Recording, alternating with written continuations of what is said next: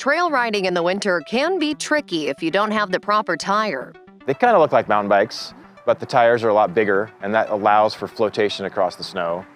On this sunny winter day, we're hitting the trails on fat bikes. Fat biking is really fun.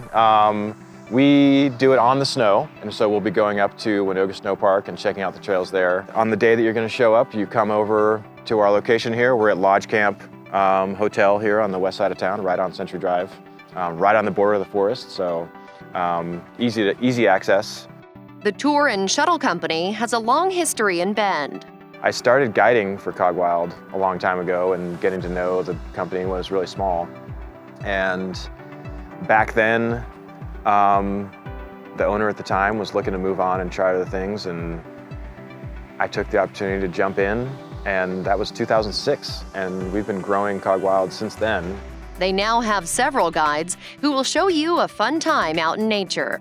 We start with a little meet and greet, get to know the customers, how much they ride other kind of bikes. You know, it's good to get an experience and fitness level kind of feel before you hit the trails, so you can start to decide where to go. Fit to bikes, you know, seat height adjustment, get some helmets on. We usually do a little ride around here just to kind of get the feel of the bikes before we're out in the snow and it's cold. So if I'm a guest here and I've booked a fat biking tour, what am I showing up with when I come out here to meet you guys? Yeah, good call. Like we provide a variety of thicknesses of gloves and hats to fit into your helmets and stuff, but you do need to come with insulating layers and some sort of shell type thing. We haven't seen fresh snow in a few days, but that's not necessarily a bad thing for this winter sport.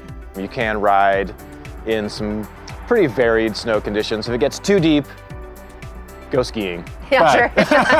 Fat biking is a great way to still be out in the snow and try something new. The first couple miles, there might be some more seat adjustments or some tire pressure adjustments based on the conditions. There's a little more balance and kind of stability to kind of play with as opposed to a mountain bike, so sometimes there's some crashing in the first few miles or some sliding around, but most of our groups get it going, and we usually do between like a 6 and 12 mile ride. A quick adjustment to the tires can make pedaling easier and keeps the trails in good shape.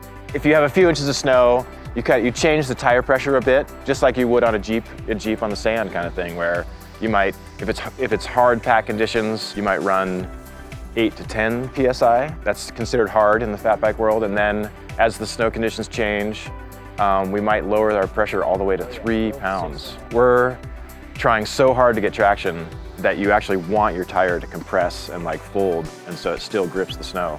Because there is a big difference between pedaling on dirt and rocks and pedaling on snow.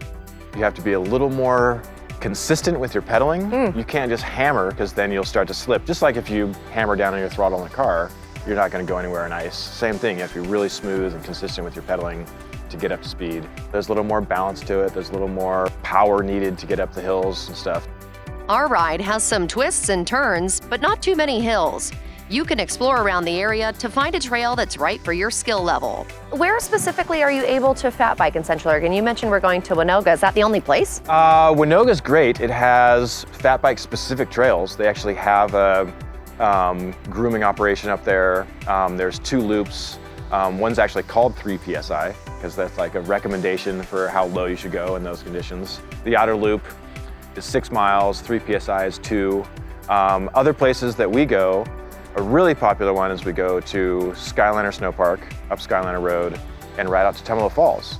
There are several places you can fat bike in Central Oregon, but it's always good to check the rules before you hit the trails. Or you can go with the guide through Cog Wild pretty much all year round. The big operation is taking folks out on the trails here in Central Oregon. The mountain bike trails here are amazing, and they're amazingly diverse, so you can get anyone from full beginner, never-evers, through advanced riders, and we can show anyone a good time just based on the extensiveness of the trails. You can explore all of Cog Wild's offerings, including rentals and tours, on its website. For another edition of Get Outside, I'm Emily Kirk.